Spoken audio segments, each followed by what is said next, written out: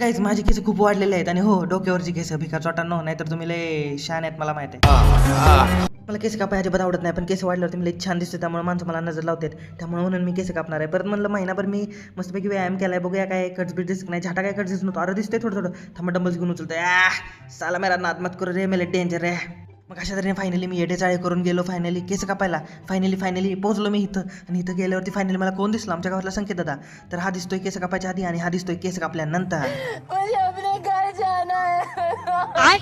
और ये कौन है? दुर्गेश नाईक.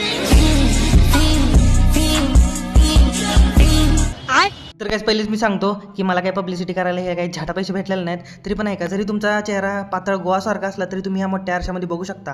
घशाला कोरड पडली असेल तर पाणी पिऊ शकता. आणि तुमच्या खिशात 1 रुपया नसला तरी हजारो रुपयांच्या गोष्टी तुम्ही अमेझॉनवरती बसून स्क्रोल करू शकता. आणि या बघा माझं पॉट चला नाही, पॉट तो बेकार चॉट. फिर मैं केस काप के घर को आया तो मेरा रियो